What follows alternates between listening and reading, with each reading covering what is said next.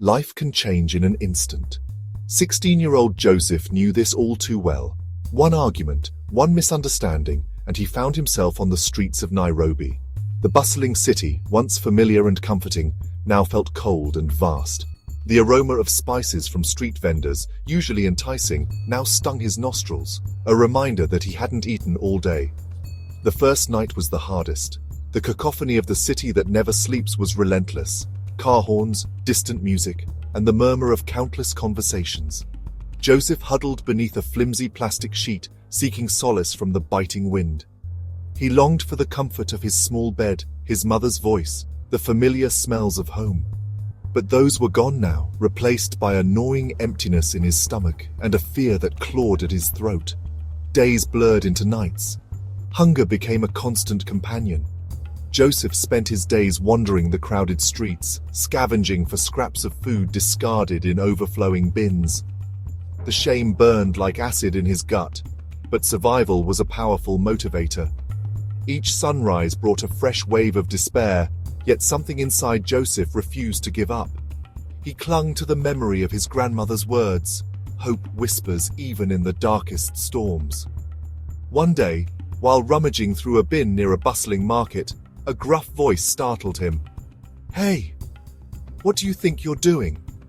Joseph cowered, expecting the worst, but the old woman with fiery eyes and a weathered face surprised him. She offered him a piece of fruit, her eyes softening as she saw the desperation in his. "You need to eat, son. Come sit with me." Mama Sarah, as she insisted Joseph call her, owned a small fruit stall in the market. She became an unexpected source of comfort in his chaotic world. Her stall became his haven, a place where he could escape the judging eyes and find a moment of peace. He helped her with small tasks, carrying crates and arranging her wares. Mama Sarah, in turn, shared her meals and stories, filling the void left by his own family. Life wasn't easy. Joseph still slept on the streets, the fear a constant shadow. He found work at a local garage, cleaning and running errands. The work was hard, the pay meager, but it was a start. He clung to Mama Sarah's words, "Every small step is a victory," saving every shilling he earned, dreaming of a better future.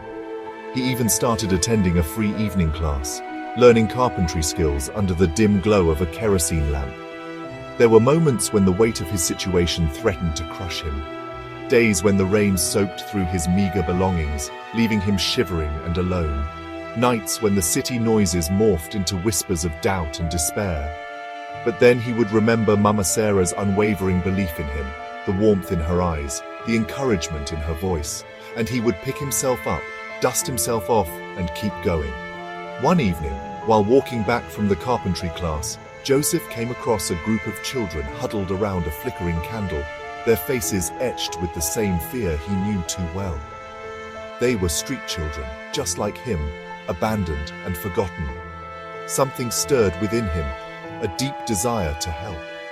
He shared his meager dinner with them, the act bringing an unexpected warmth to his heart.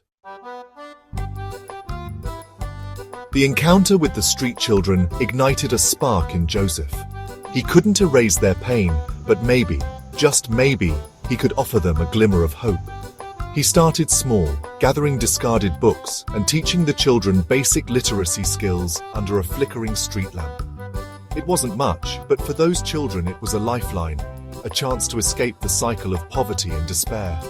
Word spread about Joseph's makeshift school. Soon, more children started gathering, eager to learn. Donations trickled in. Old books, pencils, even a small blackboard. What started as a desperate attempt to make a difference was blossoming into something bigger than himself. Yet, despite their progress, Joseph never forgot the harsh realities of their situation. He knew they needed more than just lessons. They needed shelter, food, and a chance at a better life. One day, a kind stranger, touched by their story, offered Joseph a small, abandoned building. It wasn't much, but it was a start. With the help of the older children and the carpentry skills he had learned, Joseph transformed the dilapidated structure into a shelter. It wasn't just a roof over their heads. It was a sanctuary, a place where they could learn, play, and dream of a brighter future. News of Joseph's initiative spread beyond the slums. Local newspapers picked up their story, hailing him as a hero. Donations poured in, bringing with them food, clothing, and educational materials. Joseph, once a homeless teenager struggling to survive, was now a beacon of hope for countless others. But despite the recognition and praise, Joseph remained grounded, his heart still connected to the streets he once called home. Years passed. The shelter grew, transforming into a vibrant community center. Children, once lost and alone, were now thriving, their laughter echoing through the once empty rooms. Joseph, no longer the scared teenager but a confident young man, continued to be their guiding light, his own journey a testament to the power of resilience and compassion. He established a workshop in the center, teaching carpentry skills to the older children, equipping them with a trade that could lift them out of poverty. He saw a spark of his own determination in their eyes, the same hunger for a better life. His story, once one of despair, had become a beacon of hope, inspiring others to believe that even in the darkest of times, transformation is possible. One evening, as Joseph stood watching the children engrossed in their lessons, a familiar figure approached him. It was Mama Sarah, her eyes shining with pride. "You have blossomed, my son," she whispered, her voice thick with emotion. "You took the bitterness of your own experience and turned it into something sweet for others." Joseph looked around at the bustling center, at the children's smiling faces, their laughter music to his ears. He had come a long way from the scared teenager who had once sought refuge in her fruit stall. He had found his purpose, not in the material possessions he had lacked, but in the act of lifting others out of the darkness, proving that even amidst despair, hope could flourish, and even a homeless boy could become a hero.